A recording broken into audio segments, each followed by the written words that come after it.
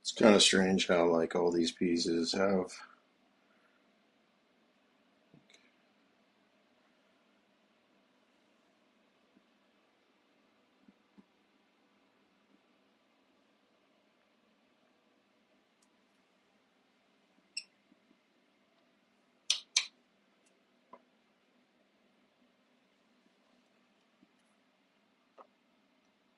Don't get too much out of the Geiger. You get little bits. If I put like a piece of uranium, just a little, like 1 gram specimen, it'll go up to, zero point 0.6 or 0.55.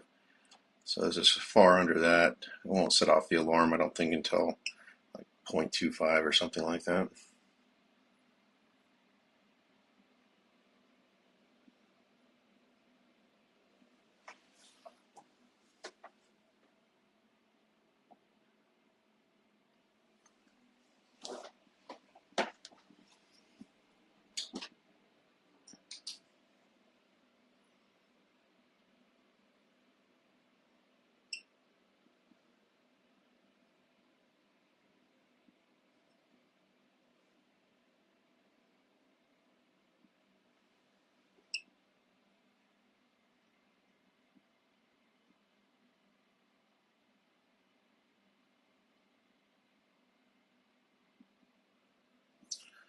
No, I don't think there's any uranium in this. That's what we're testing for with these uh, Geiger counters, but it seems to be like a non-radioactive. I mean, just little ticks. Like there's definitely something there, but like this reaction here is just the type of stone that's used here. It's like a type of pottery or ceramic, and its dominant component is calcite, which causes it to glow like that. And then this stuff here is not really for sure exactly why it glows so ridiculous. It doesn't seem like a type of calcite. So.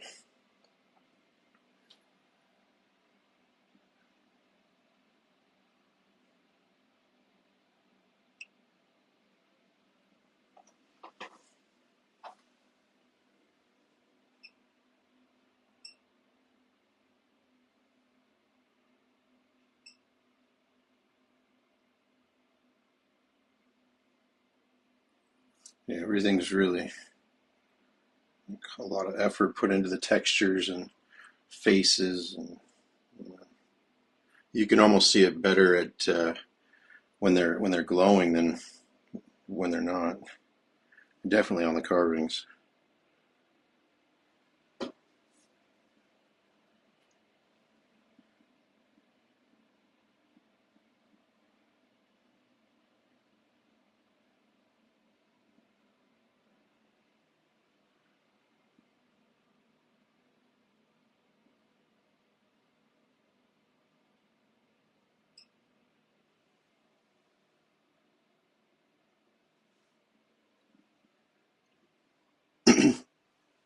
Yeah, there's no site per se that has these.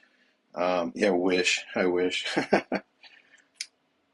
No, eBay is where I started buying them, and I searched for alien carvings. My buddy came back from the Tucson Gem Show and had some of these pieces, and I really just had questions about them more than anything. I collected rocks and minerals my whole life, and carvings, and just a collector, and never quite seen like the quality, especially in stone of this much detail. I mean, this is an astro glabe or a clabe. I'm not sure, but it's the oldest form of being able to chart the sky. And they actually found some of these in Sumeria, and they were able to run them through a computer system and find out what the sky when it last looked like that. And so we're hoping the same here, because the constellations are very specific and still the same, obviously. And then the center point's Polaris, so it gives a pretty detailed map. Why does it glow? It's definitely not radium. I've got the Geiger counter right here. You can see that there's a little bit of something. It's definitely not nothing, but it's very little, way less than uranium or radium. Yeah, yeah. I'm telling you, like the way they made the stuff glow, they had to have spent a lot of time like mastering that. Um, as far as are they real, the government says they're not real. I can buy these legally because of that. They're not breaking the treaties or anything of that nature because the government says they're modern due to the fact they depict aliens and UFOs. And that's not something that the Mayan or the people like that worship to their knowledge. So they find it to be modern and that someone had to have planted it there. And I mean, that would be okay if it was a couple items here or there, but we're talking, I've documented like 20,000 items, and the quality and the uniquity of every single one of them is highly, highly, highly just one of one. There's no the same of anything that I've seen. Everything fits just like a glove, like someone sat there to make, this octagon fit so perfectly into this stone. Um, there's a lot of effort involved. We think it's probably done wet. That's how it's so perfect.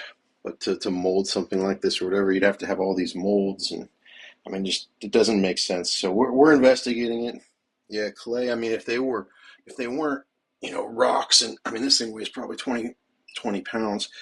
It's definitely not the types of clay that I've seen. We've had mineral tests done, and it's a dominant calcite and quartz mixture. So yeah, I thought so too, Jvorg. I wanted to find out to prove to my friend that I could be like, yeah, this is definitely modern. When I first seen it, and I started to collect a few pieces so I could prove it to him. I asked, people off of Ancient Aliens and different ufologists, archaeologists, geologists, universities. I went to many, many measures to try to get some sort of clarification at the minimum. And yeah, we're just coming up with more questions at this point. Like the things that are coming out of the ground are not normal. Um, they're definitely not something that's easily fashionable or fakeable, in my opinion. Um, Everything is so unique. There's so many of them. I mean, the story is all the same. So this is definitely more than one man's life to make all this. Um, and so there's this, and this is only a little drop in the pool. Cambridge came out in 2021 and said over 2/3 of Tula, Hidalgo is still buried, and it's an archaeology epicenter. And I think we're seeing why right now.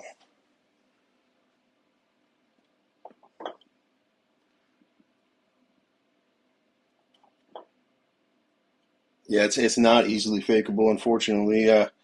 There's numerous things that are not something that you would fake easily.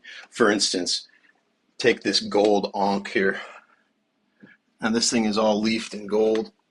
What's interesting about the leafing process is it's not, you can test it with XRF, and every spot on here is different alloy. There's no 24K, it's 10 karat, it's 12 karat, it's 13 karat, it's got silver, it's got zinc, it's all this stuff. And so to buy gold leaf or to manufacture it, it's really uncommon to get such a different amounts of alloy. Um, and we found things in the rings and the metal pieces like rhodium that is very, very expensive, that should have been refined out if it was mined in the last 200 years.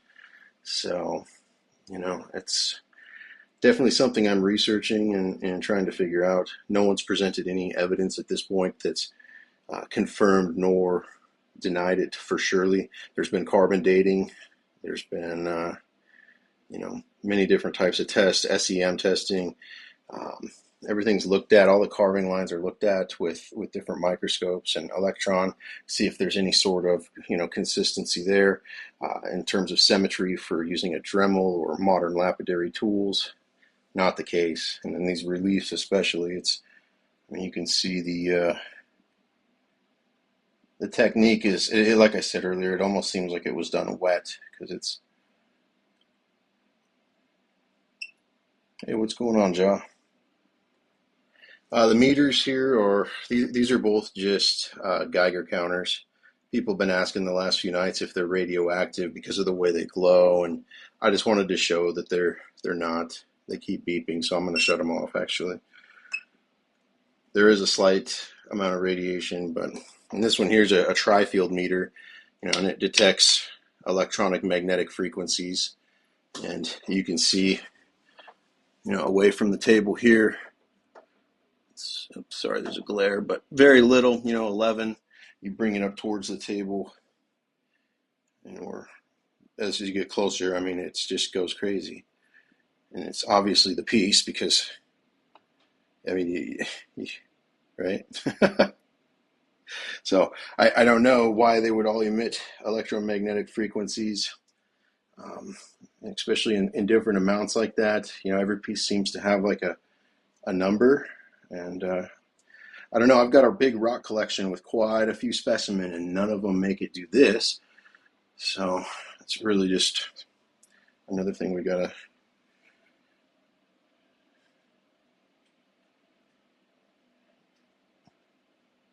It's nah, man. It could very well be, some of the stuff. There's a lot of people down there trying to bank off of making these, but some of these things, I mean, like this pyramid, for instance, it's completely hollow. It fits over the top of this cat. And to hollow out a large pyramid like this is just, I mean, not something that someone would do for $500 or $1,000. Tooling alone to do that is ridiculous. And to form ceramic or pottery with calcite and quartz as the dominant materials, that doesn't turn to liquid very easily. So we believe that there's a good chance that we might be able to carbon date these pieces, because if they're baked and they are ceramic, then there will be a thermoluminescent testing potential, and that could really give us a lot of data, because there's so many of the pieces. If they're all carbon datable, or not carbon datable, but datable rather, then it would be good. Yeah, it's definitely not solid gold. It's leafed, like I said, or it could be a type of paint as well. Um, but the different alloys is what I was trying to highlight. Yeah, exactly. And there's quite a few pieces with leaf. Like you can see it on this eyeball here. I'll show you a better example, because it was damaged pulling it out of the ground. The head completely broke off. It's a very large piece. There's the body of it there. There's a video of it coming out of the ground on our feed, but it definitely took some damage. But you can definitely see the technique a lot better that way. They're all being found in Tula, Hidalgo, Mexico, or Ojuelos, Jalisco. No, I've worked with about 30 different families down there, Clifford, trying to find holes in the story, trying to prove it to be fake, because I figured, there had to be a way to get them to slip up one way or another, and yeah, not the case.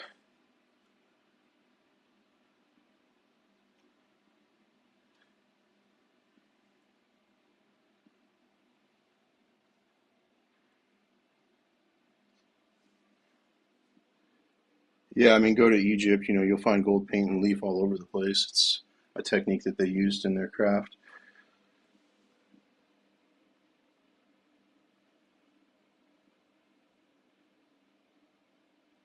Yeah, Mexico's a hot spot for UFO stuff too, which is probably not an accident. A lot of the guys down there that I've worked with, the families, when I've interviewed them and asked them their story and how did they get into this and find these pieces, and what does, I've sent people down there and asked locals about it, just cab drivers, Uber drivers in Cancun. I mean, just trying to get some sort of inside scoop on the story. I've got numerous people in Mexico that I'm friends with that are collectors. They have hundreds of pieces that they keep there in Mexico and that they collect down there, which was kind of a shocker to me. You know, when I started collecting these, they didn't know that they had any sort of luminescence or phosphorescence. When I started showing them with the flashlight, they were blown away. I mean, just completely astonished. They never tried to sell me like, oh, it glows, it glows. Nowadays, when the people down there find these pieces and it glows, it's all they want to show. So it's like, For them to do all this work to make it glow and never tell anyone about it is really off, because it's definitely not something that's just very easy. Like I said, I'm a rock collector, got a lot of different specimens, and only a few of them glow.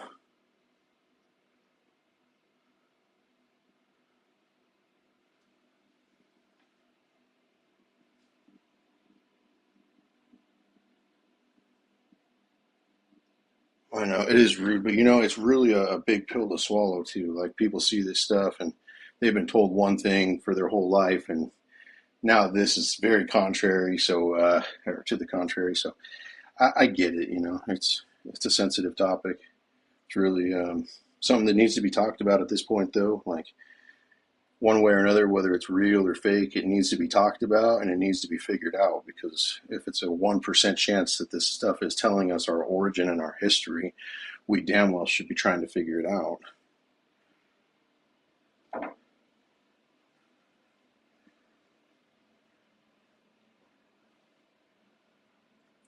Yeah, you get some weird feelings for sure from these things in terms of energy. Like I was showing earlier with the tri-field meter, how they emit this electromagnetic frequency, and the more you get of them around, the more. I mean, it's almost overwhelming. It'll make you feel like you're kind of lightheaded or dizzy. You know.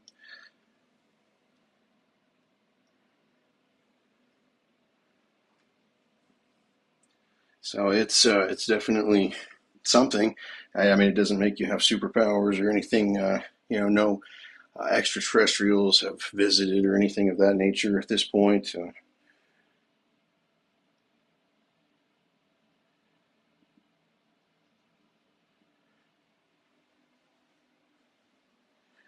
They're definitely not from the Aztec or the Mayans. Otherwise, it would be illegal for me to have them. And that's the reality. It's way before, if they're real. The carbon dates and the thermoluminescent testing on the ceramics from Ojuelos that Nassim Harriman and Greg Braden have provided and documented. They both match up. They test the adhesive for carbon dating. There's these inlays on these pieces that you can scrape a sample of, and there's organic material of whatever form in there, and that's where they get the date there, which isn't extremely reliable, except the fact that there's hundreds and hundreds of different inlays on all these different pieces, so you can put it together and test and to see if there's an average or a consistency, and that's basically where we're at now. I'm just trying to compile um, as much data as possible, because I mean it's a huge deal if it's real.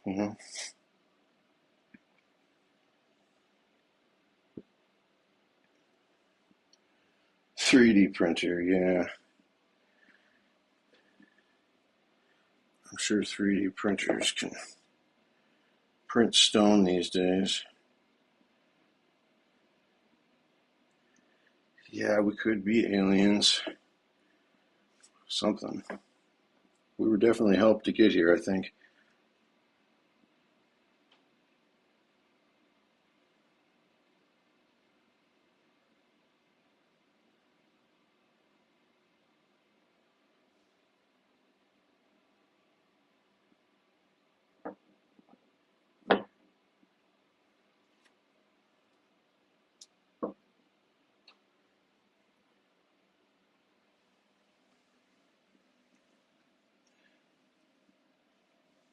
Yeah, I mean, it just depends on the piece for the heaviness wise, but some of them are, like that statue right there. It's about 80 centimeters tall, weighs about 100 pounds.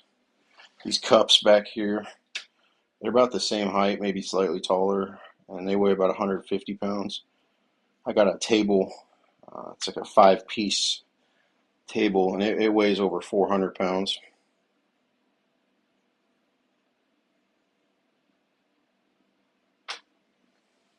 Yeah, the thing is, what I'm finding out about the truth here is or the potential truth is, for thousands of years they've burned down libraries of Alexandria. They've, conquered the civilizations of Mesoamerica and throughout the Crusades and the conquistadors, all this conquering, all these wars over religion, war. The change of monotheism in Egypt, the Bible, all this stuff tells us things.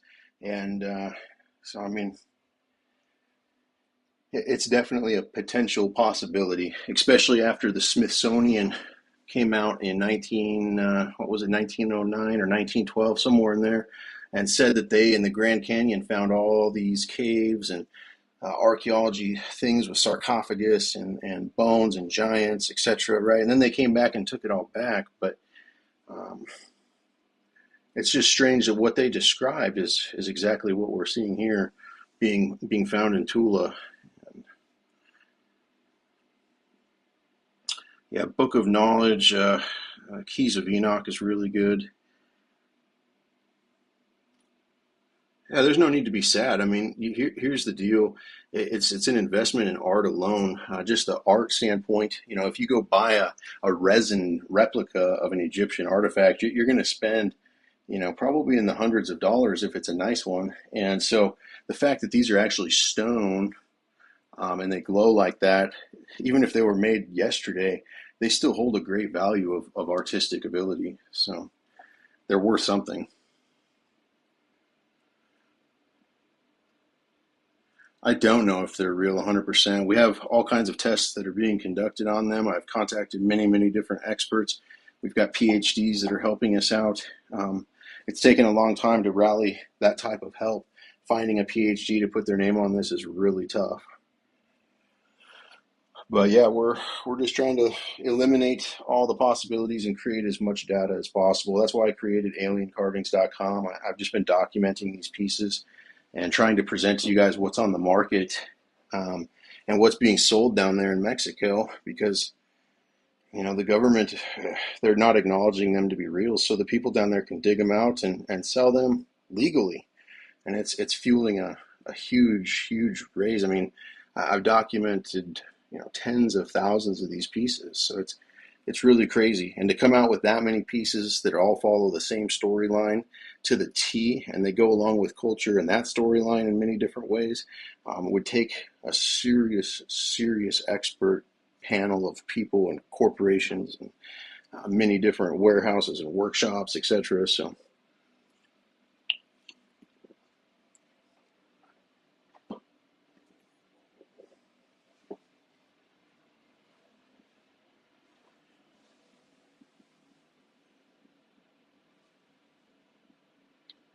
yeah, I've always heard that the Vatican has this stuff in the basement, and yeah, that's something too. And you got the Freemasons with quite a few mysteries that surround them. It's interesting to find similar things here. Um, Someone had quite the imagination at the very minimum.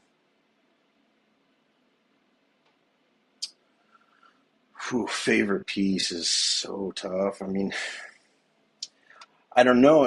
I can't say that. Everybody always asks that, and there's just no way. I just love art, so I've collected art and rocks and minerals, and just it's a passion for sure. So it's hard to say.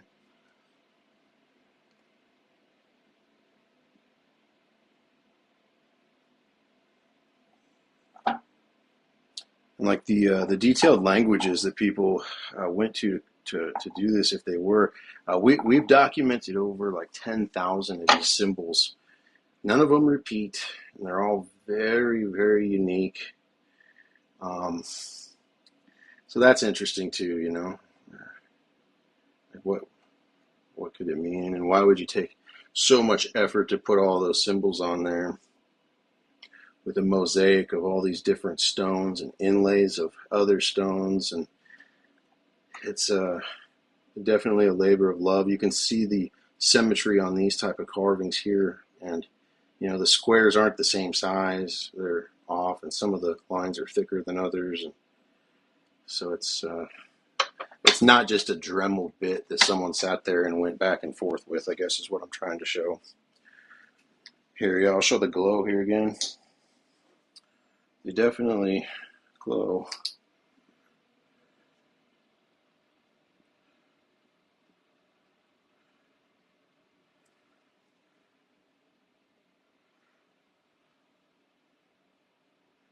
And like this piece here, you know, it was found in a river, and that the glowing is not as good because it took quite a bit of water erosion, and you can see the erosion on the piece in multiple different spaces. And that's another thing too. Erosion's really hard to make it look right, especially under a good microscope. And multiple of these pieces have sulfur buildup in the cracks, and multiple points of erosion. And yeah, spirit beings for sure. I mean, that's what's depicted on it. If that's the case, it's angels or fallen angels, or animal-headed deities, or gods of the lower planes, titans. I mean, I don't know. There's all these myths, so it's definitely probably one or some of it. All these beliefs and ancestors and stuff like that. People all over the world, every culture you go to has some sort of belief like this. I don't think that's a coincidence, probably.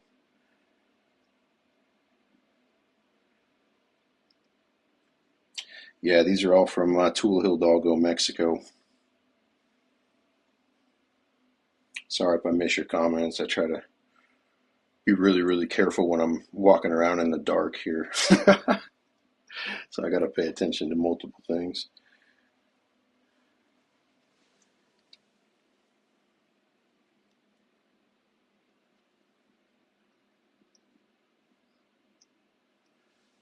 Yeah, I mean that's where I started collecting. I found some of them on eBay occasionally, um, and just tried to start finding out from those people.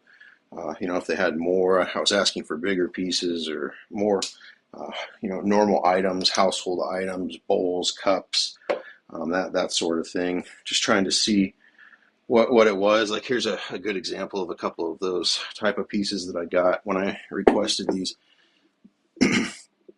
This little jar here. I mean, it's like a hollowed out rock.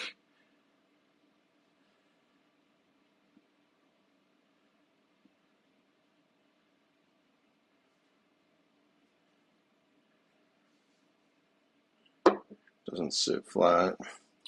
Nor does this. This almost seems like it's something to drink out of. Yeah, no paranormal activity, but weird EMF and radio frequency um, readings off of them here. I'll show the tri-field meter again here in just a second. I brought the Geiger counters and the tri-field on so you could kind of see here. I'll start over here where it's, standing in the middle of the room. There's barely anything. You get towards the pieces.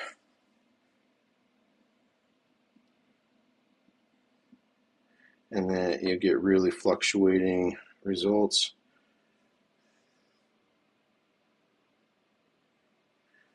Every piece seems to be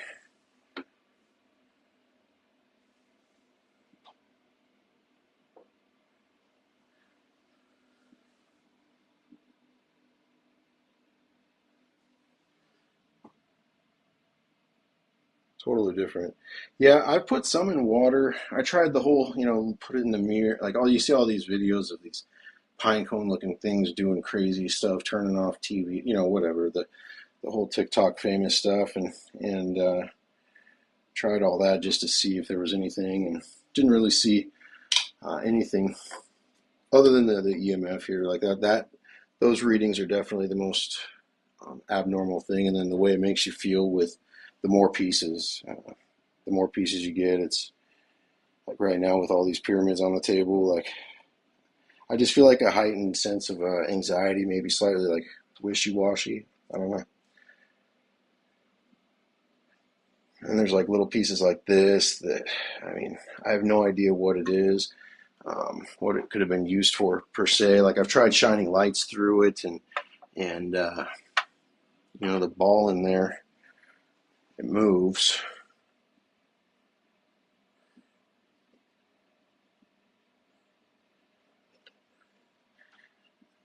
Just don't know what the purpose would be.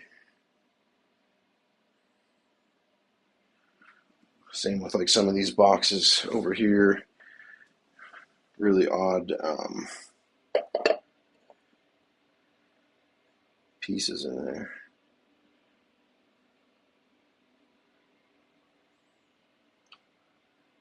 And it's like, if you're gonna make, fake stuff that you're gonna pawn off to tourists, why on earth would you go to such extent to make this box for this little, crab pincher? And then the piece of turquoise that's in there is actually a really nice specimen. I haven't tested for voltage. It's an interesting thing. Yeah, definitely purchases from a Mexican vendor, Mata. That's the government says they're all fake. The tourists, or they can sell to the tourists legally because of what they depict, which is aliens and UFOs, things like that. But I started seeing these, and I've collected carvings, for decades. Never seen anything like this. I've asked a lot of experts what they thought about it, and some people obviously think it's a fairy tale and it's fake, and some people are like just blown away. So it's hard to say at this point. That's why I'm here. I'm just here to try to research it and figure it out. Crimson, it's easy to say that, but you don't have anything to back your statement when you're saying that. There's no, yeah, as you can see here, it's done with a Dremel and whatever, or you have nothing. So it's just, if you do have something, I would be all ears, because, the sooner I can put this to rest, the sooner I can sell all this stuff and get it out of my house, because it's taking up a tremendous amount of my time and my space,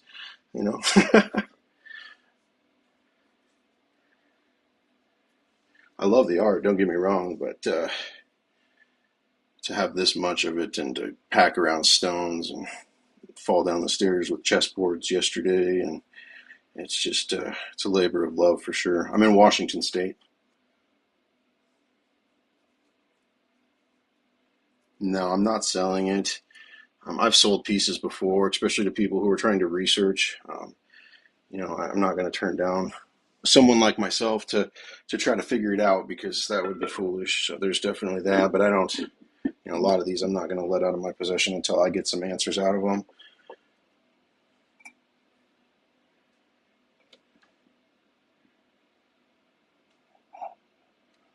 I'm near Spokane.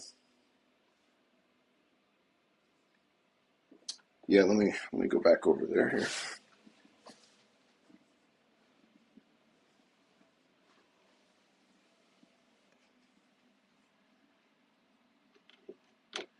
Yeah, definitely didn't get scammed. As you can see here, people ask if they're for sale all the time. I mean, if I would have taken every offer that I had on these pieces, I would definitely have not gotten scammed. I can promise you that much. But they're worth more than that to me. And the price that people sell them for down there, if you've ever been vacationing and gone to one of the markets, I mean, you'll know that it's, definitely not standard prices. It's almost like they just took it out of the ground and didn't have to work for it. Yeah, there are some magnetic pieces. Um, I don't own one, but I believe Geo Aliens has a couple of them.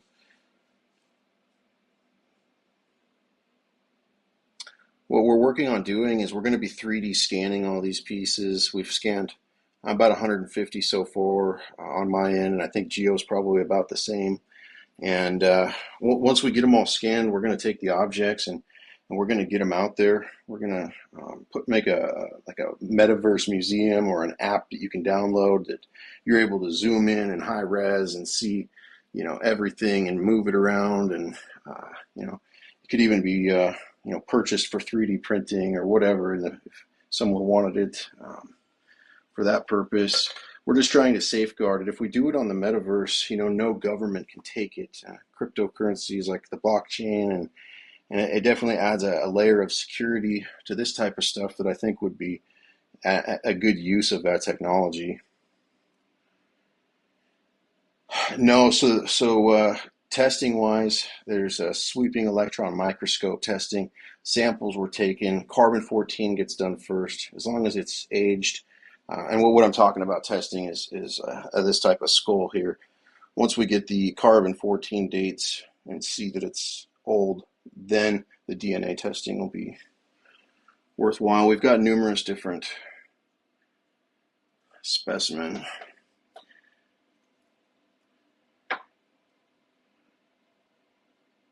You can see that's the vertebrae coming down to a neck, and then this is a cranial cavity. Definitely of no animal or human I've ever seen.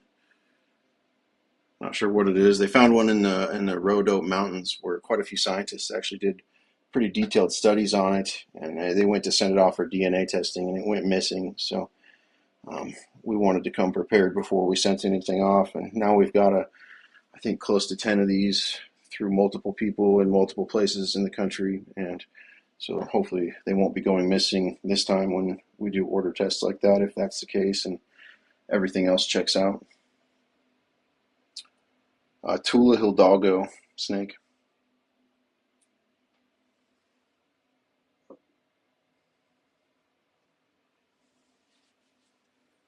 This pine cone thing or acorn, whatever it is, it's interesting. The way it fits in this hole is just, and it only fits in there just perfect one way. Like you can't turn it at all. It's very snug. Really impressive for, if it was carved. If it was done wet somehow, maybe not as impressive, but still. The things that they made boxes for is just outlandish. I don't try to put too much stuff in the water. I don't really want to push the envelope too hard until we can get some proper research and do this in a safe place. Some of the stuff that the things depict are really, questionable, I guess. Portals and who knows.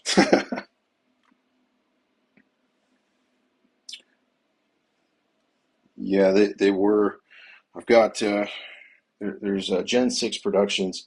They're going to be coming out with a trailer here in the next few days. There's been this documentary in the works, and it's been prolonged and whatnot a couple times because they're really wanting to make sure that they hit it hard when they do this documentary. They went down there and they uncovered like 200 pieces. They used drones, 4K footage, had gimbals, and numerous people filming. They had like 11 different types of geo radar and GPR, and they went down and sweeped all over down there, and they pulled out all these pieces on camera. So that's going to come out here soon, and you'll see a whole nother perception, and absolutely king. It should be in a museum for sure. Yeah, a lot of them have been scanned with radiology, especially this type of stuff. There's some of these that look like they're stone, but they're kind of like the Nazca mummies, where they're like a petrified thing, and when you scan them with radiology, it shows interesting things. Oh, the whistle. All right, Joe. Which one, the big one or the little one? These are both stone whistles.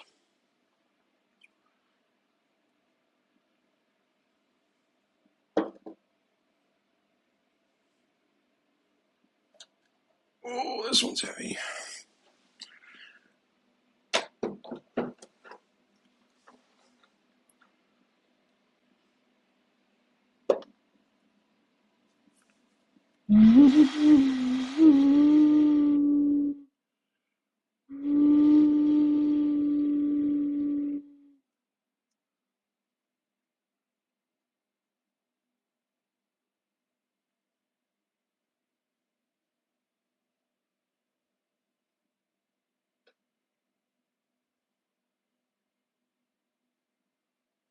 Yeah, it's pretty neat that they're whistles. I'm a musician, so I find it neat. I've always collected different types of whistles and things like that. Never seen anything like this.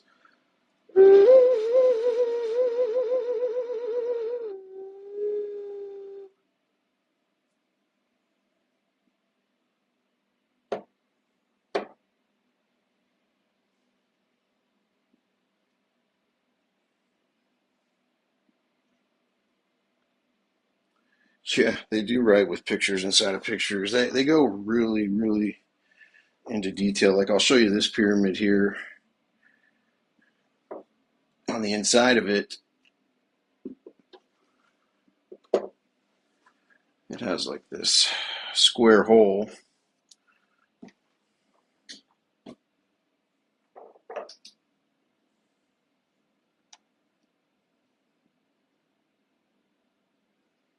It's got this guy like pointing in there.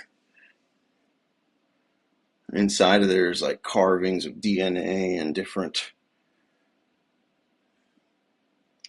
things. And what's funny is they found this pyramid. Let's turn the light back on. They found this and they're like, yeah, we don't know what goes up in there. And like 2.5 months later, they found this piece and this key.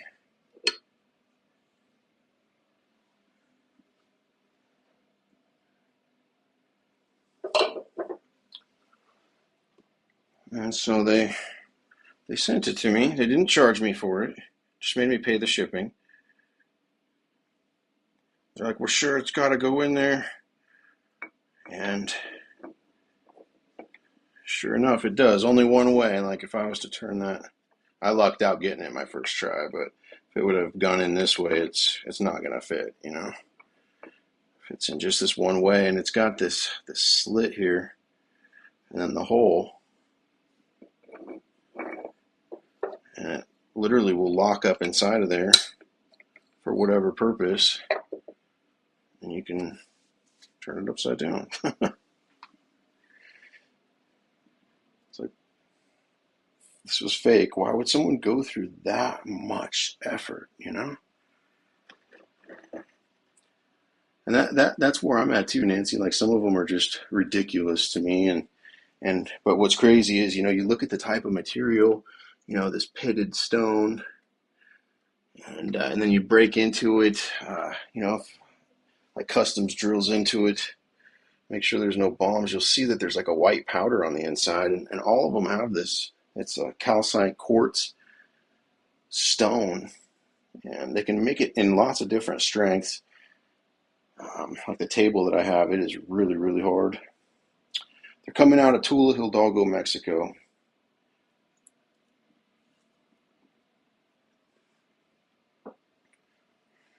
You see a lot of familiar faces on the pieces and familiar symbols and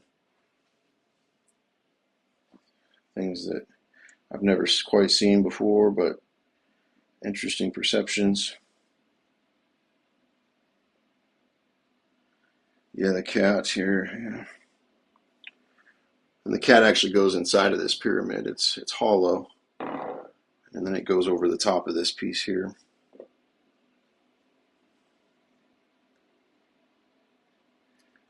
And again, the pitted stone, you know, and this pitted stone, because it's got that white powder on the inside, it leads me to believe that it's, you know, it's pitted on the surface because it was fired or baked at some point. You know, if it was not, and it was a pitted stone like this, you would break it open like pyrite and you would find the pits, you know, all the way through the thing. And so, definitely strange.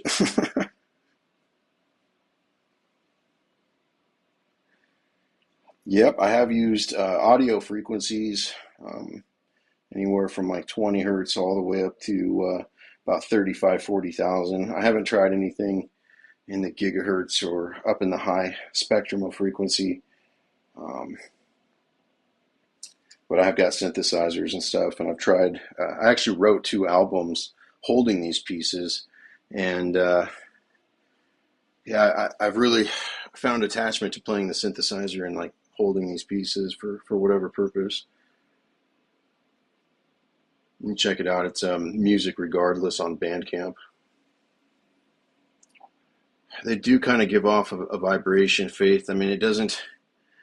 I mean, I don't feel it shaking my hand per se, but the EMF detection and the radio frequency that it puts out is interesting. It spikes and does things that are not really normal from anything I've seen in my rock collection. So I do know Mark Russell. In fact, some of these pieces on this table are from Mark Russell, believe it or not. Like this piece right here, he pulled out of the ground personally.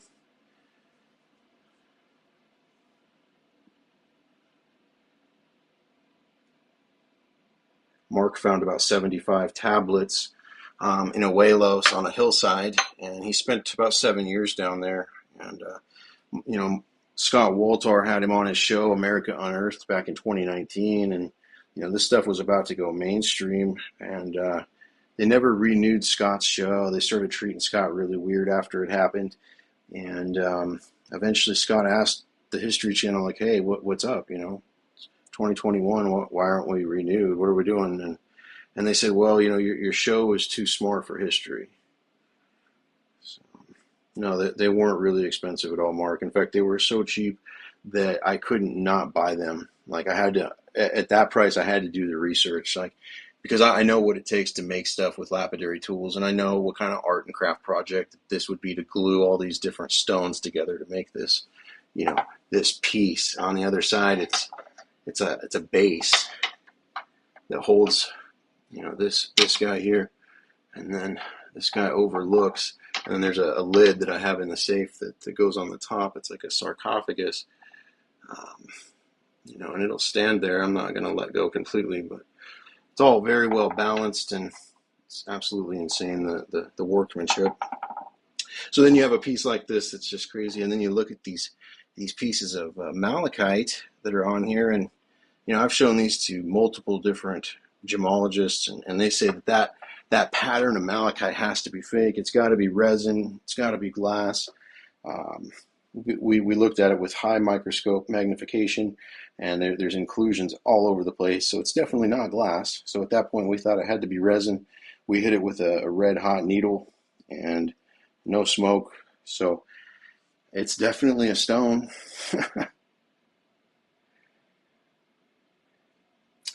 The place I first started Snake was on eBay, and then I started going through the people and finding out that they were buying them at the market, and I wanted to get in touch with the diggers. I wanted to get dig videos. I wanted to see the stuff coming out of the ground. Couldn't believe it, I really did not believe that this stuff, if it was real, wouldn't just be all over the news.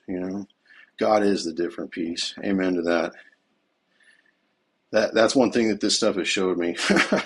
I wasn't a very godly person. I was very spiritual, but this has brought me on a whole nother level in that respect. It's made me research the Bible and understand things. Like J.J. Hurtak has been a huge inspiration through this to me. Reading his knowledge has been a breath of fresh air. He answers all the questions that I had that no priest or book or school that I ever went to was able to answer for me.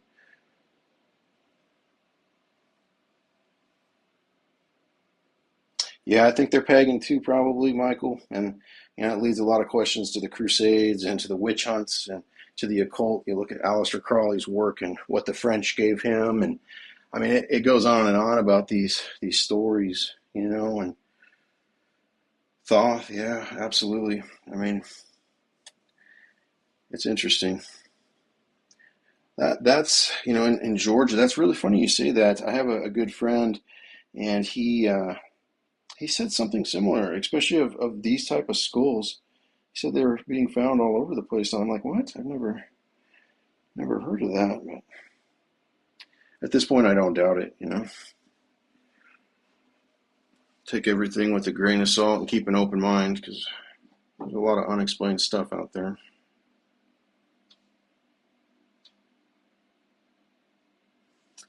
You look at like the pins that are in there.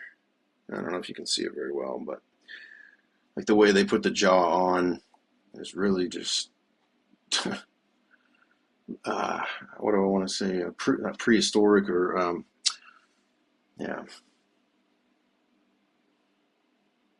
not very modern.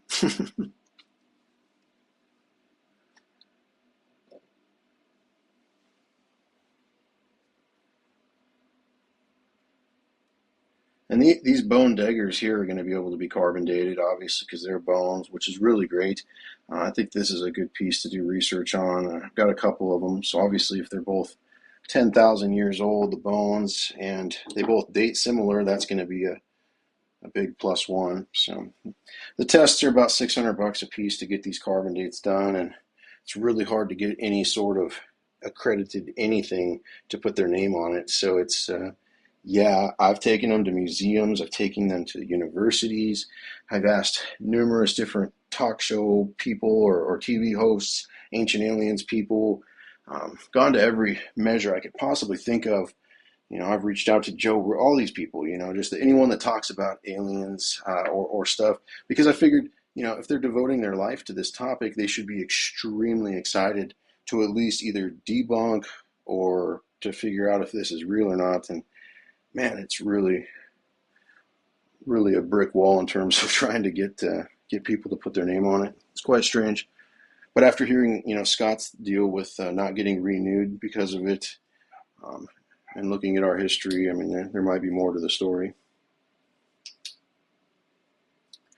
Joe Rogan would not respond. I wrote out numerous different ways and times. I even had a good friend try to pull a favor with him to see, and yeah, nothing. Just a big ghost festival.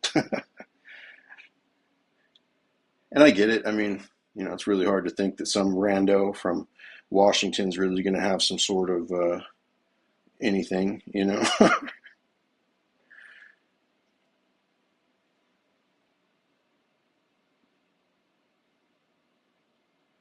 Appreciate that, Rick.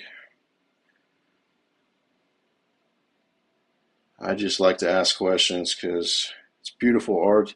A lot of time and love were invested into this story, and the story is prevalent on over 20,000 pieces. So um, that's not just something that someone did in their workshop on the weekend because they had a passion for it.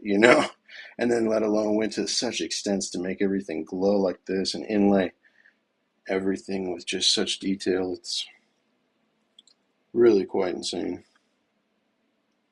Yeah, Aslan, Atlantis, all of those ancient texts and stories definitely bring a resonance to seeing this type of stuff. The cult of Cthulhu. So here's what's weird about you say the Cthulhu thing. I mean, I knew about Lovecraft's book, but I didn't really, I never thought that stuff would be even possible. But I put this school into artificial intelligence, and I asked Wonder, I was like, what would I look like if I was alive? And it brought up, I mean, I kid you not, it looks just like the Cthulhu off of like Pirates of the Caribbean or off of Lovecraft's books. It's absolutely crazy. Like these were to hold up the tentacles, it looks like, and tentacles coming out of these things, and it's just nuts that it came up with that of all things.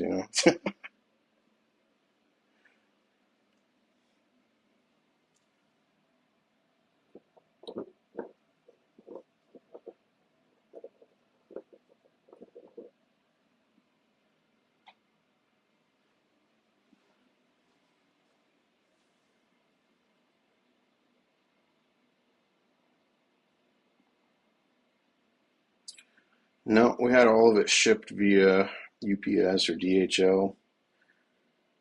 They almost all have some sort of glowing something about them. Yeah, I would say 90%. I'm going to screenshot that, Renee. That would be great. I would love to talk to more people about this. I did the Paranormal 60 with Dave Schrader here a couple weeks ago, and done a couple other podcast things, and just kind of talked like I'm doing now. And I'd love to talk to George Noory because he seems like a pretty open-minded individual. He talks to the owner of Gen 6, Steve Quayle, and Steve's the one that's making that documentary and that's done this. And so I imagine George has seen enough to know there's a good possibility here.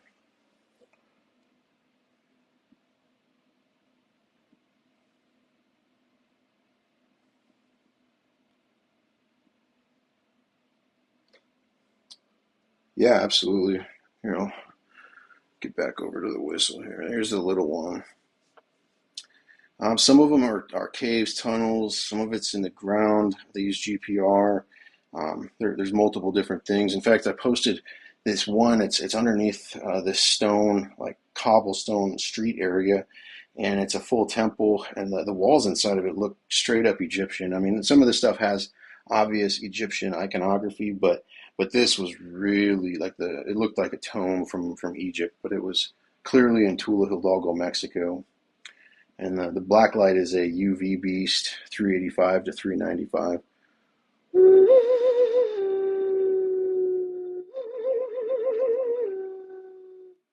Yeah, I've reached out to Steve Greer and haven't gotten any responses there. Hancock as well.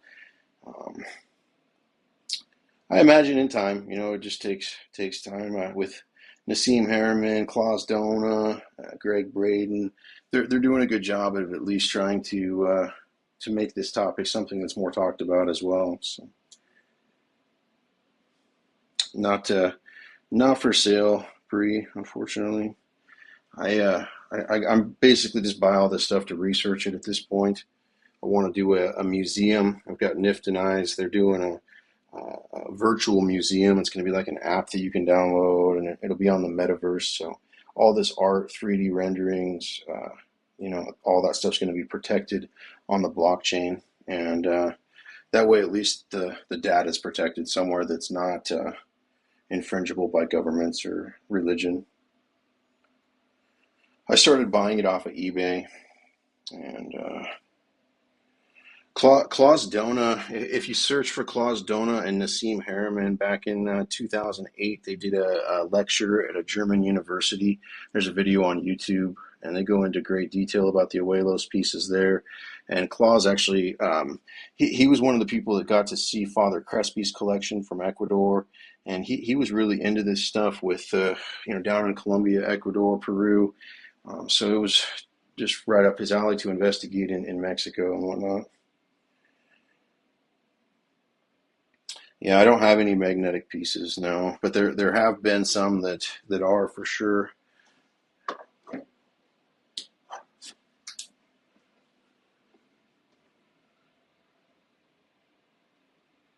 These are the pieces for a chessboard. Well, it's not chess; it's actually a different type of game um, that doesn't match any game that I've ever seen.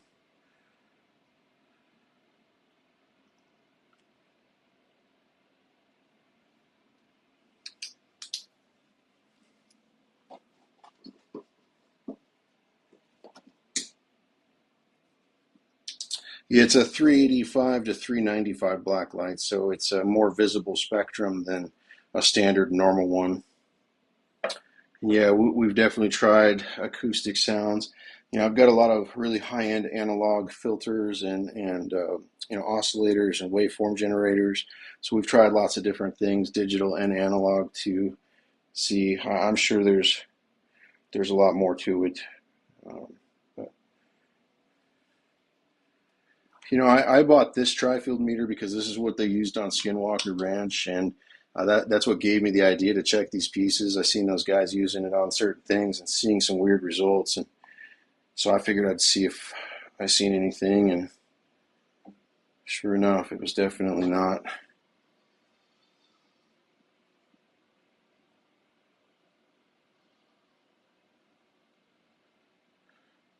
It's very sensitive too.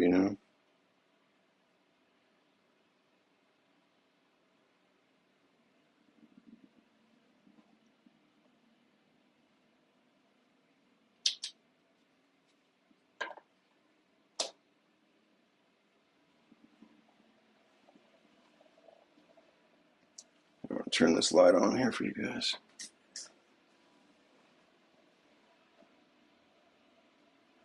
The glare on this is really horrible. I'm gonna take these out of here at some point and do put the shelves on the table so you can see these a little bit closer and more in detail. Some of the work on the Ojuelos stuff is absolutely insane.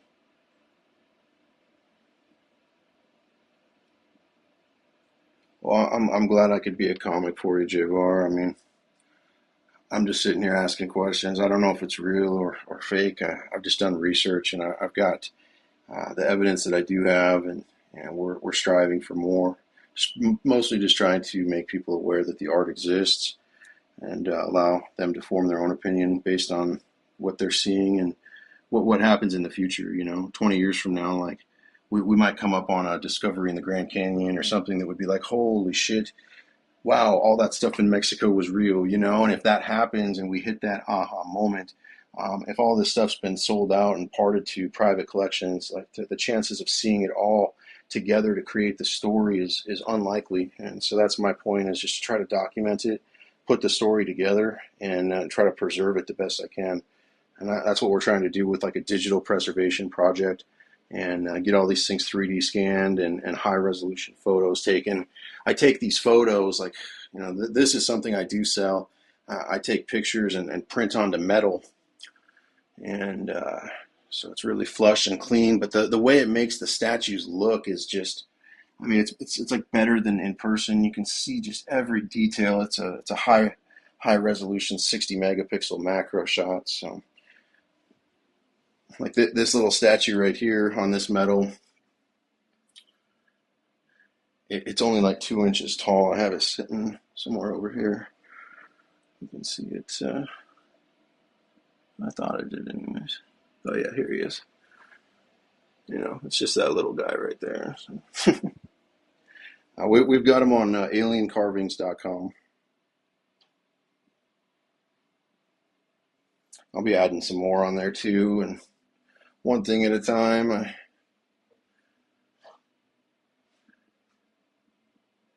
From Tula, Hidalgo, Mexico, for all this type of stuff here, and then the art over here, as you can see, it's a lot different looking. And this is all from Ojuelos, Jalisco, both from Mexico.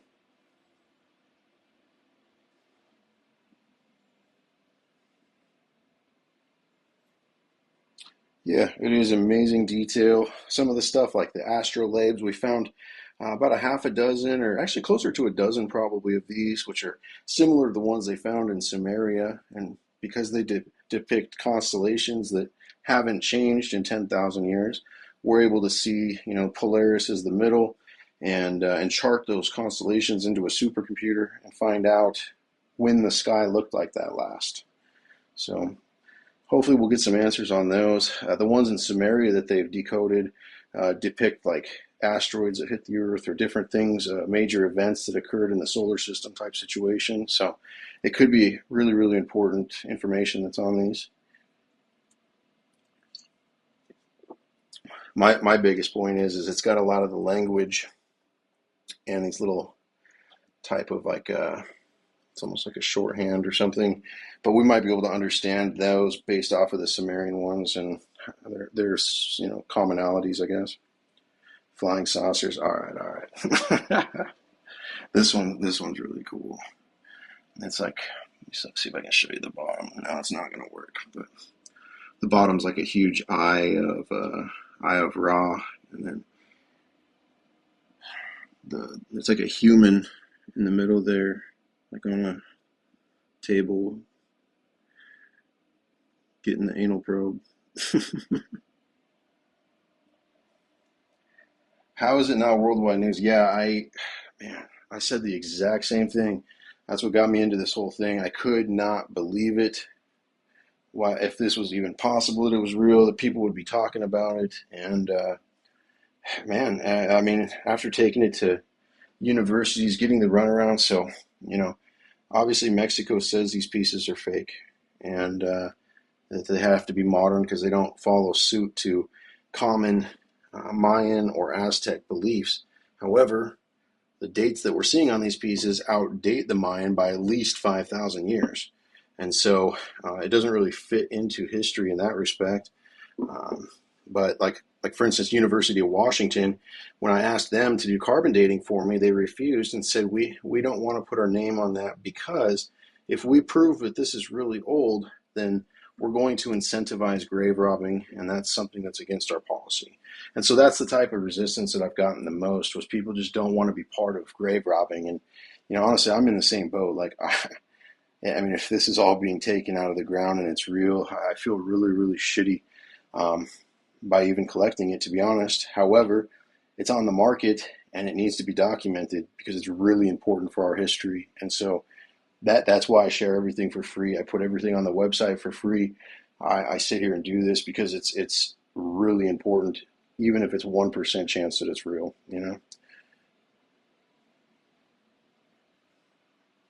This could be answering a lot of the questions that we've been asking. We do need Morgan Freeman.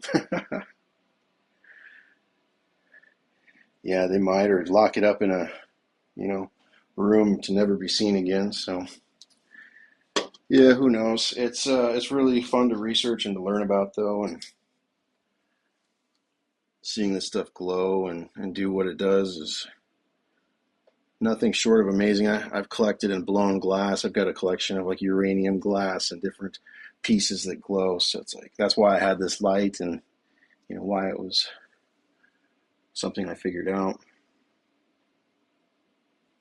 No, these pieces that I'm showing now came from Tula, Hidalgo, and the pieces from Ojuelos, Jalisco are like these type over here.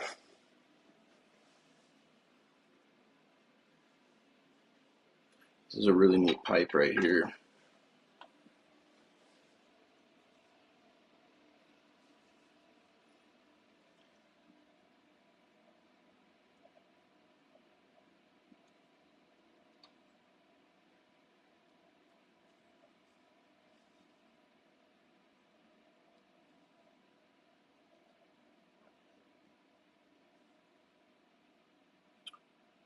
The thing that intrigued me about this piece was the mouth was open, yet it's not cut into in the front at all.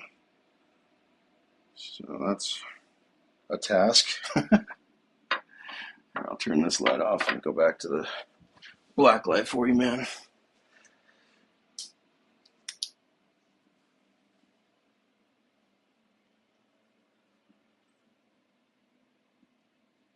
If I ever miss your comment too, don't hesitate to ask again, or you can always send an email or question on the website. I'm always down to talk, and I just really hope other people have a similar interest and can maybe get a little bit further than I did with this, because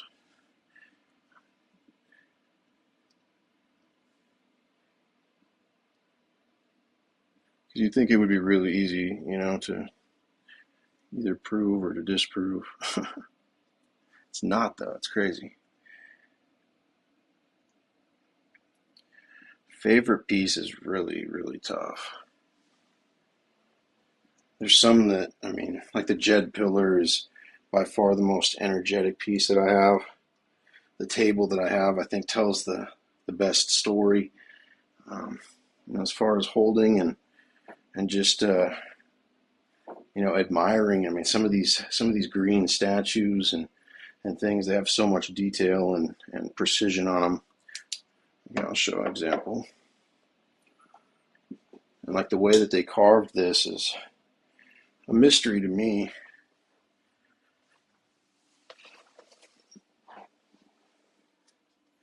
Like you can't even feel it's there. And it is completely, here, I'll pull this out. Oh man. This thing weighs about 70 pounds. Oh, I gotta put that down. This one's even heavier here. It's a banded calcite on these green guys. And the one I'm going to show right now is actually adventurine. I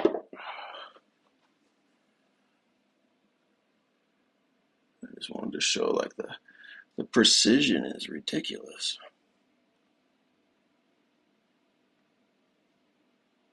It's not emerald. It's adventurine for sure. I had a gemologist look at it. I thought it might be jade at first, but it's when you put a light on it, it has a real shiny shimmer to it, and that's indicator that it's adventurine.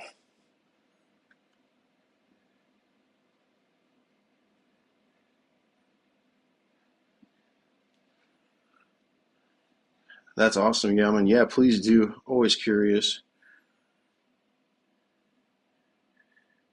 Jimmy, not really selling anything here. You know, like I said earlier, I sell photography and occasionally I'll put up, you know, some of these type of pieces. Usually when I buy these things, I try to buy a parcel, so anything they've dug up, I get. And, you know, sometimes they're little knickknacks and smaller pieces, stuff like that, that really doesn't have anything that's going to make or break history. So I know. Keep eyes on eBay though. That's where I started. After the Gen 6 news came out and some of the stuff, like there's not a lot of stuff on there anymore, um, compared to where it was. But yeah, and how do you know they're real? Well, some of the things are real indicators in terms of what I look for, like the type of stone. This type of stone with the pitting on the surface, like this. It ranges in color from white to a type, brownish gold. You can see all of it's pitted on the surface. And the cheapest I paid, well, free was the cheapest. I I wanted to buy this jade head, and the guy wouldn't let it go without including this one. And finally, I was just like, yeah, I just don't have enough to get both. And he's like, well, I'll gift it to you, friend. And so I got both of them. Yeah, definitely no plastic. Everything's rock or some sort of stone. The stuff with pitting on the surface, it could be like a type of pottery or ceramic, is what we're thinking. Yeah, there's numerous gold specimen.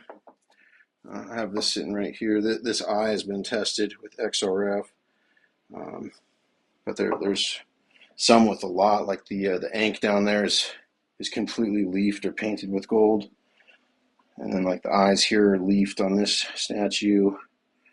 It'll pop. There we go. What's interesting is none of it's 24 karat. All of it's unrefined. Like on this bracelet here, we tested the XRF on every spot.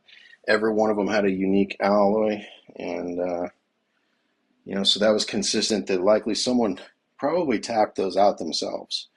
It doesn't mean that it's old or not, but to get unrefined gold into leaf is not something you can just go on the internet and buy. Like they purify it to 24 karat so they can pull all the other stuff out, and so you're guaranteed to get a specific amount of gold because it's so expensive. So why would someone put all these different impurities in, and there's no way to weigh that out correct, you know what I mean? So that doesn't make sense in terms of modern smithing or smelting, I guess. But has any of these pieces done something paranormal? Well, no, I don't know. I mean, paranormal is a strong word, I guess. I've had some really odd things. Like, for instance, I had a bunch of them on a table like this, and I was taking some pictures. My mom came over to see my son, and I was like, hey, Mom, come check this out. She's never really gotten too much into this stuff, but I wanted to show her, just to show her. And she's all looking at it, and wow, that's really cool. And all of a sudden, she's like, I got to go sit down on your couch. She's like, I don't feel very good. I really wishy-washy in the head. And the same thing had both happened to me and my girlfriend earlier.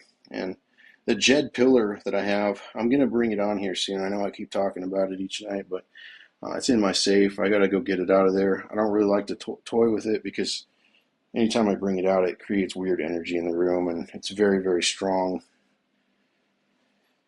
No, I can't read any of the letters, unfortunately. There are certain things that are resemblant to Sumerian, and different things like water and generic symbols from like Egypt that could definitely, mean the same thing. But as far as having it translated, like, I'll show you on this guy here. I sent this over to a gentleman in Great Britain to ask him, what it could mean in cuneiform, and he was unable to translate it based on the way it was laid out.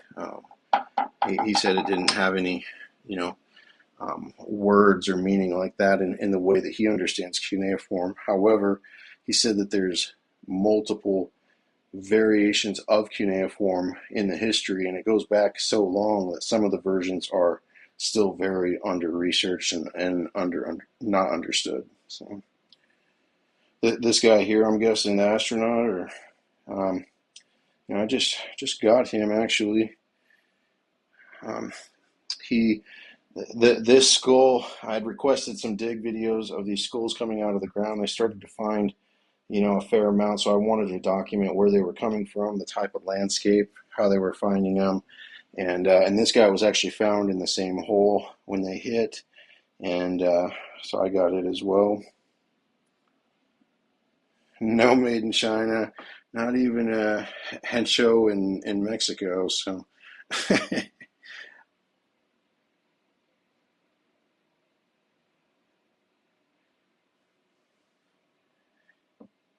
yeah, he's pretty cool. What's funny, the reason I was impressed, there's a few of these like this, but there was one found in Turkey that's an authenticated astronaut, and it looks very similar in terms of having the face mask like that and stuff. So I would absolutely love to talk to Billy Carson. I'm a pretty big fan of his.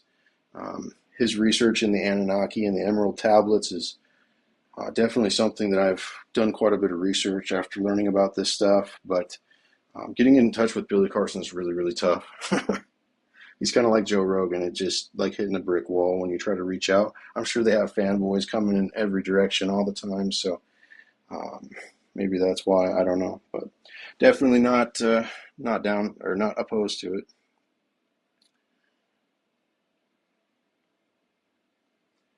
Yeah, there's definitely a possibility. There's a lot of pictures like this. This here shows an angelic being with a tail that's. Let me see if I can get it in frame here. I mean, it definitely looks like a mermaid tail to me, which is something that there's also like the snake costume Enki that's depicted in Samaria, and that's also depicted. This guy here has a finned tail, and he's also carrying what looks to be possibly like a trident, and that could be Poseidon or a depiction of Poseidon, if that's his real name. Yeah, Anubis and Thoth and Horus, Isis, um, lots of DNA and UFOs. It's interesting. Anubis is choking out an alien in this scene, which is you know I didn't picture Anubis like that. Maybe like interacting in person or conquering. I don't know. It's strange. I guess I need to do more research on Anubis. Yeah, I'll show you Isis here in 1 second. I've got a few depictions. Some of them, like this one over here, is a human version of Isis, or what I believe to be Isis.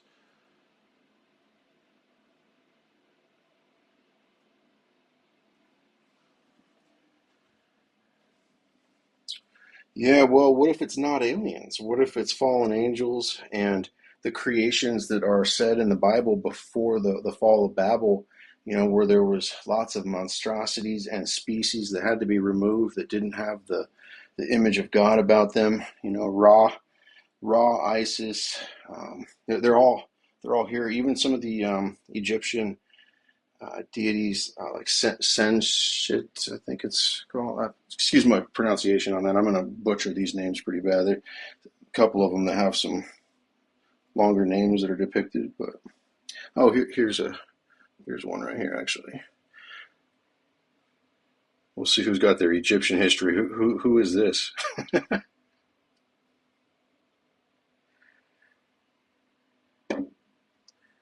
bottom of the skull. There's too many skulls. Which one? This one.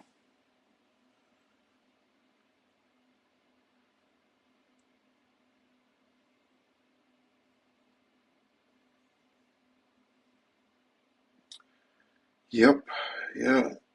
Melita's, that's what I think too. And but why they burned it is the question. And they said it was in the name of God, and they were against the pagans, and they were trying to spread the message of Jesus. And when you really get deep into the story, then you know maybe they're trying to prevent Satan from being worshipped, or they're trying to prevent Satan in general from doing something.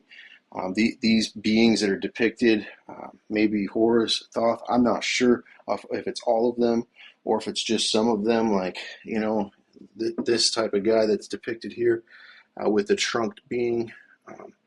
If these are the cult of Baal or the Cthulhu cults. I don't know.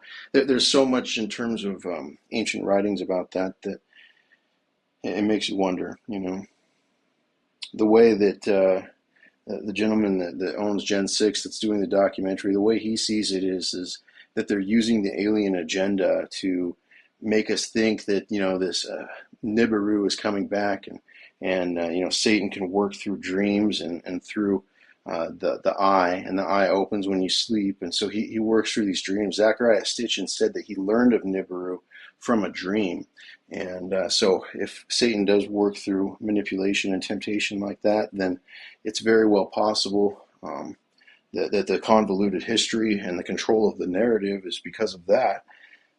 And that's what they were trying to run from, is the worship of that. And oops, actually it's up on no, here it is right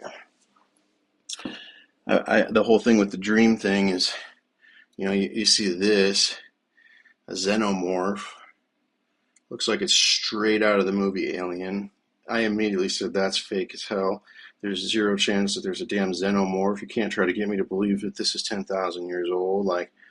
It was really a slap in the face of my intelligence, is the way I perceived it when I first saw it.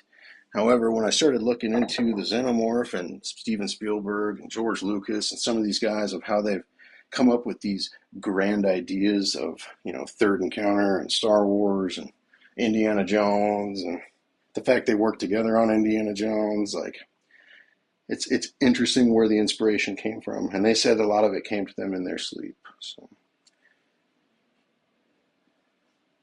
yeah, here, I'll turn the Geiger back on. It was beeping earlier. There's no, alarming danger by any means. The tri-field comes up with some really interesting results, though.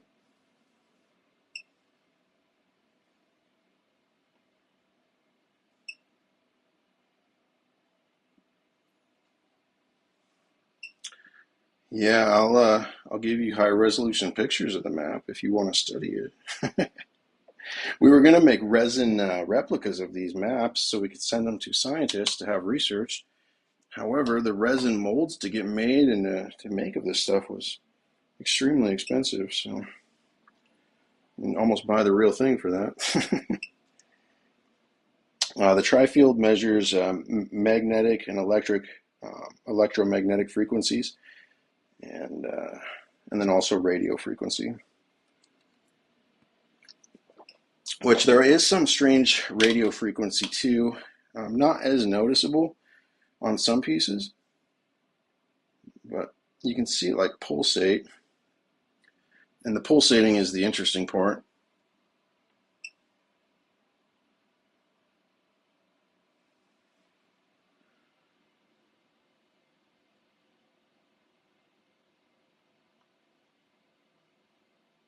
There we go. Just inconsistent. You could connect a random generator to this, because it's the numbers that it keeps popping up and fluctuating to are never the same, So it's interesting. We're asking questions. I hope you guys do too, and hopefully in the future we'll have affirmative, positive results, because I would sure love to know. Copper. Yeah, I'm not trying to open any portals. Some of the stuff, if you follow Geo Aliens, my good friend, he's got a portal that depicts, it shows Anubis coming out of this thing, and it has all these symbols around it, and I mean it's crazy to think of what they made some of this stuff for, because of how much love was invested into it. Yeah, I'll do another round of glow stuff, and then probably going to go and hang out with my son and put him to bed here, because it's getting late.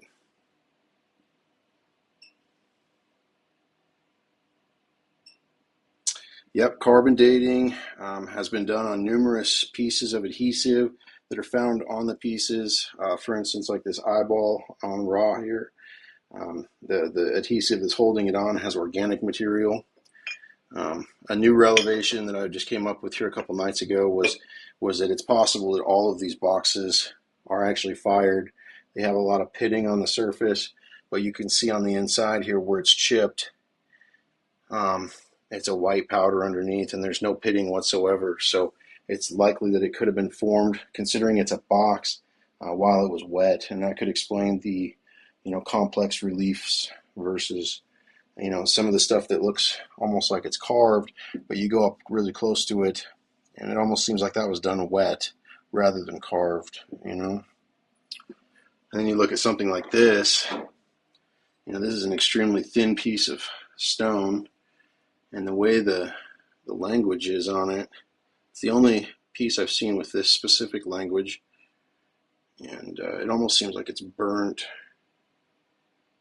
You can see there's like a patterning that it left, so it's interesting, almost like a plasma or something.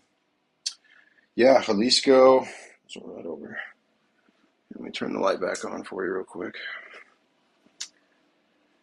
Now, I'm going to do a whole thing on Jalisco stuff. My very first one, I took a bunch of the pieces out, but I'm going to get some of these out, like the big ship, and take it all apart. It's got some amazing stuff on the bottom. That's the thing with the Jalisco stuff, is the amount of carvings and detail. Like this mask, it's actually a functioning pipe. I've got 3 of them that are like that. Makes for a great peace pipe session.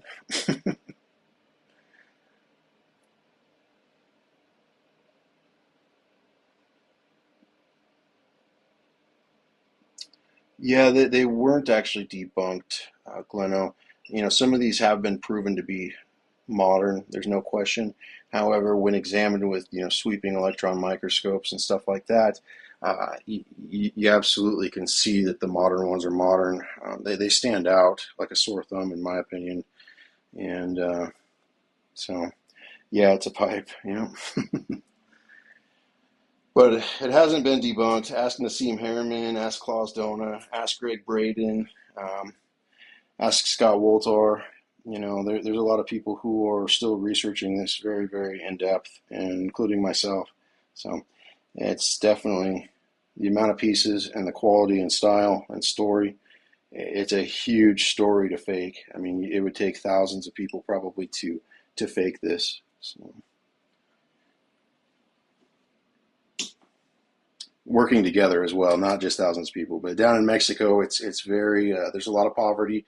Money goes a long way in terms. So to have all the lapidary equipment, put all the people together, say, yeah, we're sticking with this story, get everybody to agree on the symbols and the alignments and everything. It's a shit ton of work to try to get to coordinate, let alone not have someone loose lips and take pictures inside your workplace, or do favors for someone and make custom pieces at request. Or I've offered $20,000 for a custom piece, and they won't make it for me. Not in the style and quality of this. I've had them make pieces, and then they come out and they look modern and not the same type of art, and they're just trying to make a buck. But wow, 90 minutes, holy cow.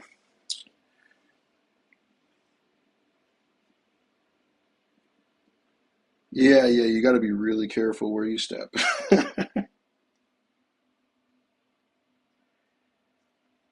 Yeah, that's another thing that's being tested. So these skulls that we're having tested, the skulls is where we're starting with these tests like the most, because bone is not as easy to fake as stone, and also the DNA, and there's multiple other avenues of testing on there. But some of them have the glowing material in there, and so we're going to be able to take scrapings of that and at least see what's causing it to glow, if it's just the standard minerals in the earth, or if it's something more.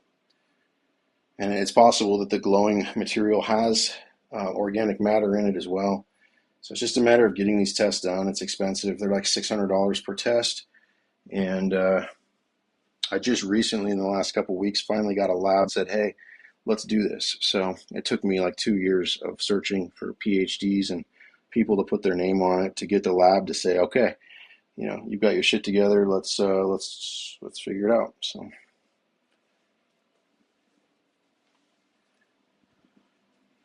This is a really unique bag here. I'm going to move this whistle real quick.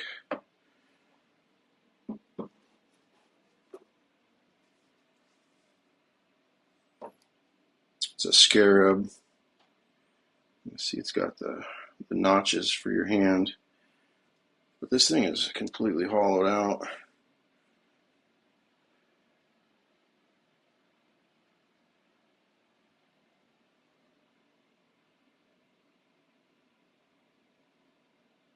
I did spend a lot of money big. But the cool part is it's all art. It's in stone. It's not like it's some Bored Ape NFT that is going to get me nothing. Like even as modern pieces, even if they were resin modern pieces, people would still pay for these to have on display because they're such, intricate art. So the fact that they're stone and they glow and things like there's definitely no loss of money. That's what I could see.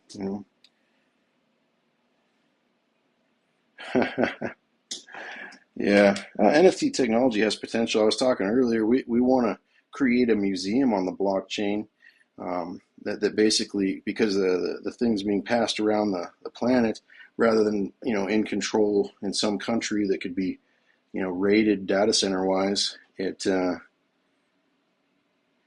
definitely a good place to store the 3D renderings and the high resolution photos of these pieces.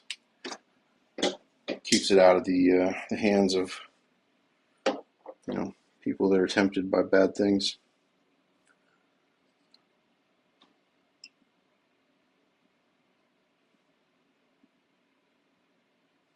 Yeah, I really care about the scriptures too.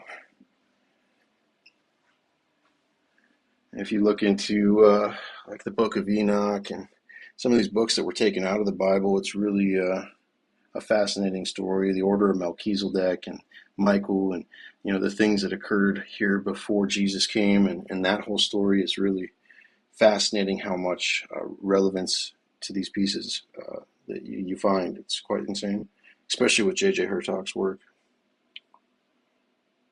And these are being found in Tula, Hidalgo.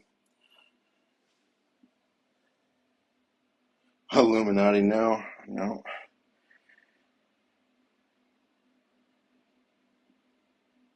I'm just a business owner up here in Washington State, collector. My wife cuts opals, and I've always had a rock collection and gem collection. Always been fascinated by pretty stones and crystals, and so these were obviously a natural fascination just because of the quality and the different mineral specimens, and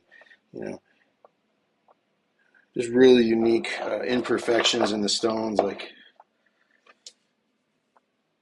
someone went through a lot of material to find all these.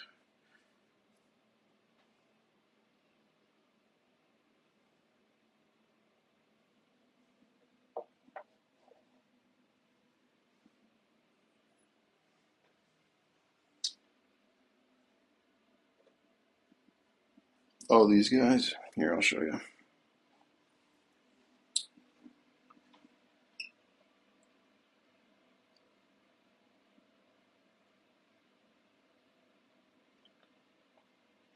What's really nice too about these is they have roots. The one that I sent was completely fresh and is being kept refrigerated so the roots can be tested and sampled as well, since they're from the dig site, to see if they're old. Some of them penetrate through the bone, which is not something that happens really quickly. So yeah, big. I definitely got a big pair of cojones for handling these without gloves, for sure. I was asked that the other night, why don't you use gloves? But thing is, with oils in your hands and stuff, most of that is just concerning with like art and stuff. But as far as rocks goes, I wash my hands before I come in here, and it's just that with the gloves on, you lose dexterity, and when you're handling very fragile objects like this, it's really quite scary to try to do while holding a phone, I guess, and trying to touch the screen and whatnot. I tried one night and I almost dropped things. Yeah, oh yeah, wash out too for sure.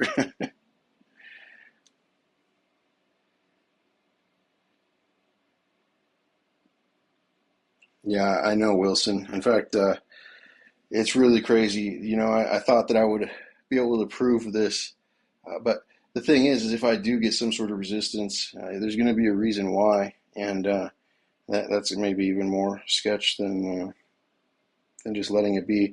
The thing is, I believe the government wants these to be out. Most people have in their mind that these are fake. The government says they're fake, and so, if they can give the real ones out there and the fake ones, and then just pass them all off as fake, then the narrative can be controlled, and that could be what's occurring. I don't know, but just a possible theory.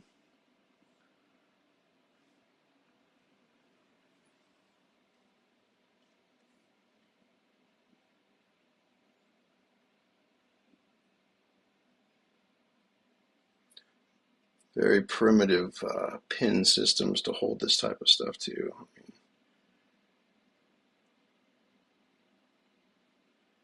Yeah, yeah, that's what I thought. Maybe like you could put a light behind it and it would focus it, and but I don't see anything go through. There's a lot of really odd things, like some of these scopes, for instance. Here, I'll show you.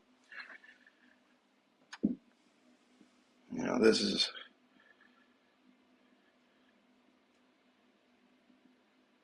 very primitive. It doesn't magnify anything. It's very dirty in there from being in the ground, but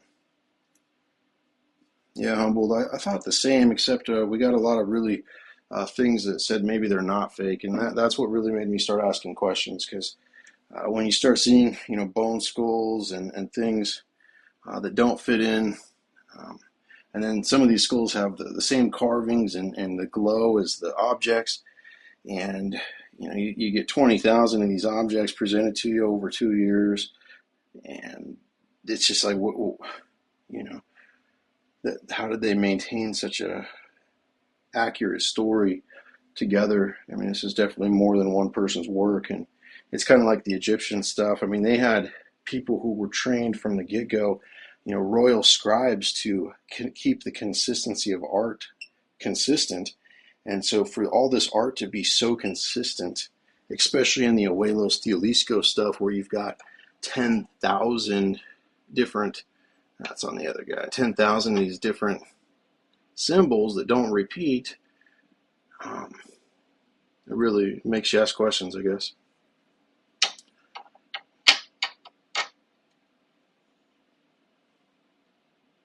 Yeah, yeah, I've definitely regretted not buying some of this stuff.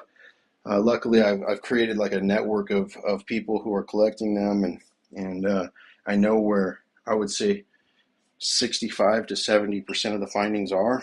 So, and all these people are willing to work with me and help me catalog this and document this.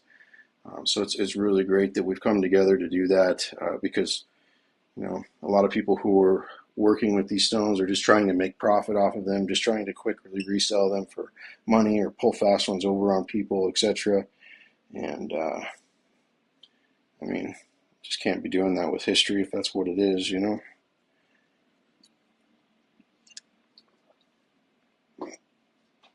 if it's not history and we prove that it is fake, then I'm going to sell it all. So, you're more than welcome then. No, I won't sell it all. There's still pieces I would keep, actually, just because of the art, and I've never seen anything else like it. Like this telescope here. I mean, this is just a cool thing. I want to get like a marble podium to put it on. It's not an actual telescope, but it is a fluorite piece of lens, I guess, that's in there, a crystal. And some of the stuff like this, another type of scope thing. Let's see if I can get you a good picture here. If you look down in the hole,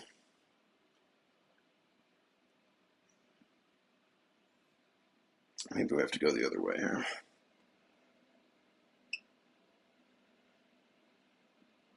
There's a crystal inside of there, and I'm determined. Oh, there it was. I seen it. You can see it barely right there. But somehow they got a crystal to be right in the middle of this thing, and I mean it's a pretty large piece, weighs probably 25 pounds.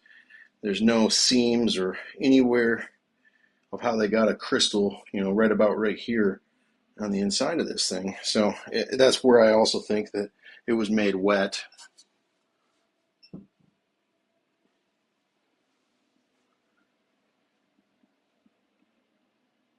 Yeah, well, Jern, it's a combination of quartz and calcite that we've had tested. You can see like the pieces that are chipped here, how it's white underneath, yet it's pitted at the surface. So it's like a type of ceramic or pottery, but with calcite and quartz. So much harder and much stronger in some cases. Like the table that I have weighs 420 pounds and it holds itself up.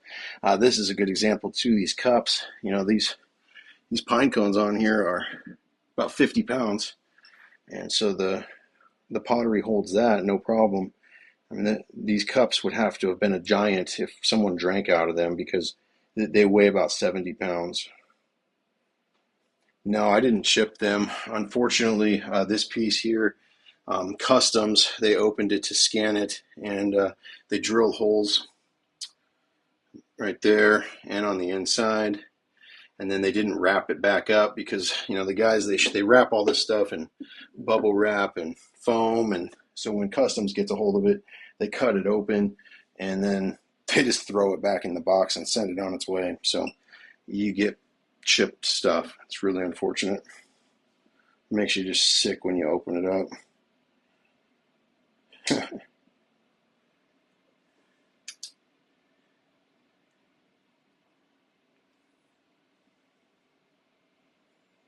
Yeah, fake is a really crazy word because obviously these objects are stone and sitting here in front of us. So to some extent as art, they're real regardless. It's just a matter of how old they are, and that's what we're trying to determine. We should have some affirmative answers here relatively soon, at least on the bone skulls. And yeah, I do meditate. I perform music. I play the synthesizer, so I often play the synthesizer during meditation from the Anunnaki. Let's see here.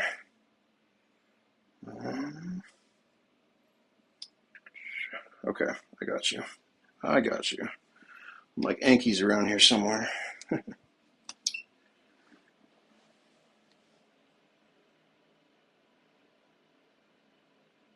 The glass harmonica. I don't have a glass harmonica. I got some stone whistles though.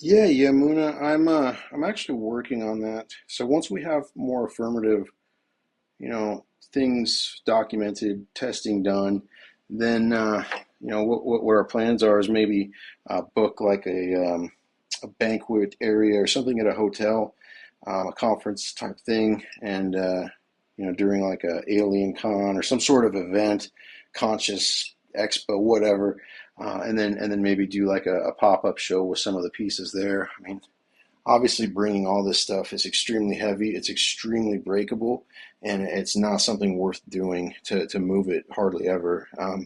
But some of the pieces could totally be put up on display, and then I want to do a gallery with a lot of the art. I make these metal signs, and well, they're not signs, but metal prints, I guess. And I could definitely display a lot of the stuff really well that way because you can really see the details on these prints.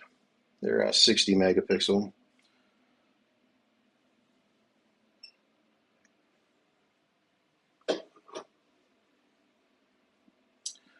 Well, guys, I went about a half hour overboard, so I'm going to go for the night. I'm going to go put my son down. I really appreciate y'all for coming, and I'm going to be doing this like every night or almost every night, so we'll see you tomorrow.